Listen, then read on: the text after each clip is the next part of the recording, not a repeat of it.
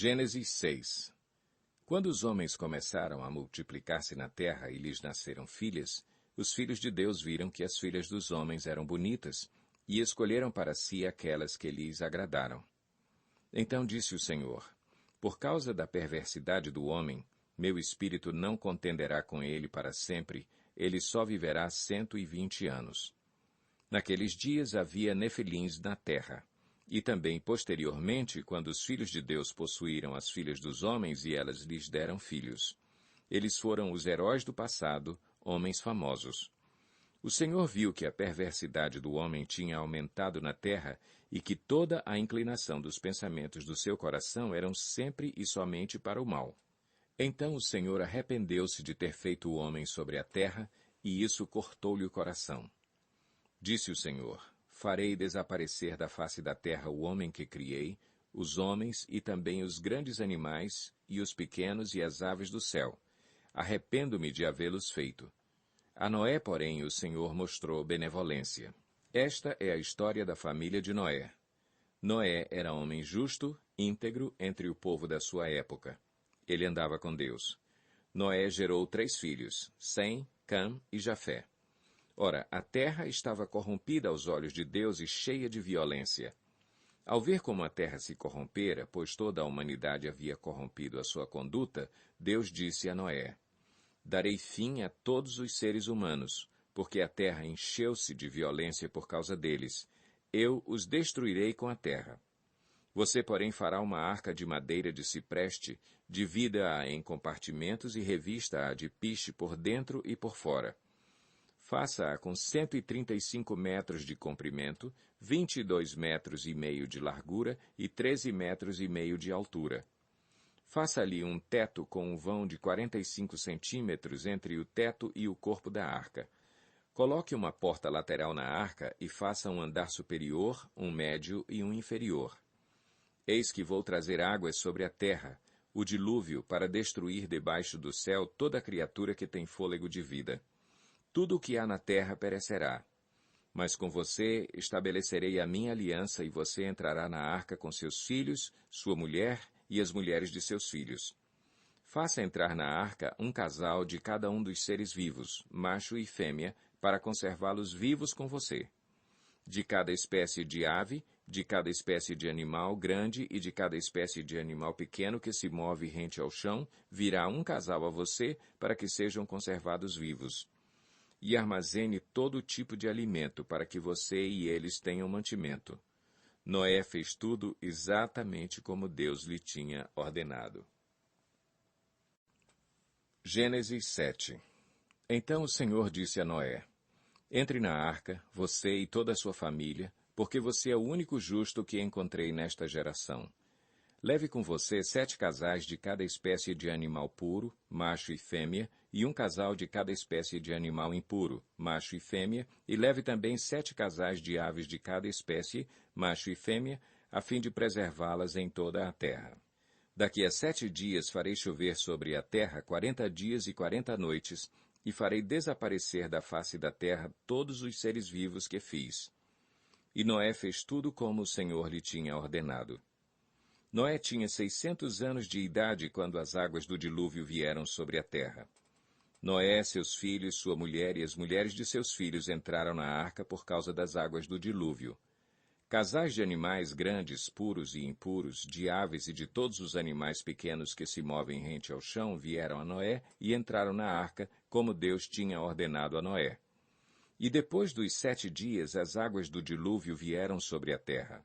No dia em que Noé completou 600 anos, 1 mês e 17 dias, nesse mesmo dia todas as fontes das grandes profundezas jorraram e as comportas do céu se abriram. E a chuva caiu sobre a terra 40 dias e 40 noites. Naquele mesmo dia, Noé e seus filhos, Sem, Cam e Jafé, com sua mulher e com as mulheres de seus 3 filhos, entraram na arca. Com eles entraram todos os animais de acordo com as suas espécies. Todos os animais selvagens, todos os rebanhos domésticos, todos os demais seres vivos que se movem rente ao chão e todas as criaturas que têm asas, todas as aves e todos os outros animais que voam. Casais de todas as criaturas que tinham fôlego de vida vieram a Noé e entraram na arca. Os animais que entraram foram um macho e uma fêmea de cada ser vivo, conforme Deus ordenara a Noé. Então o Senhor fechou a porta. 40 dias durou o dilúvio, e as águas aumentaram e elevaram a arca acima da terra. As águas prevaleceram, aumentando muito sobre a terra, e a arca flutuava na superfície das águas. As águas dominavam cada vez mais a terra, e foram cobertas todas as altas montanhas debaixo do céu.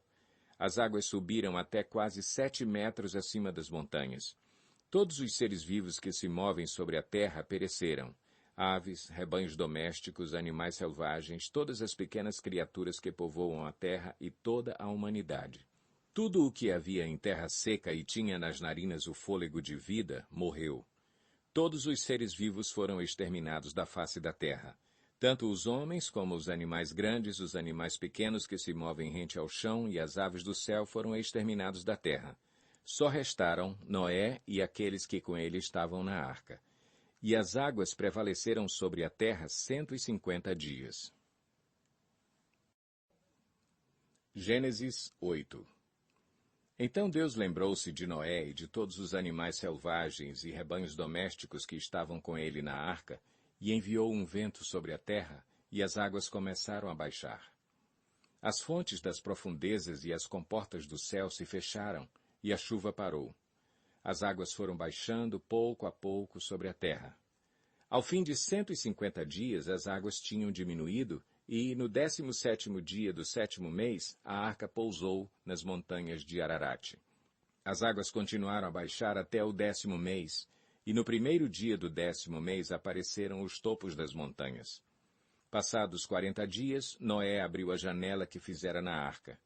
Esperando que a terra já tivesse aparecido, Noé soltou um corvo, mas este ficou dando voltas.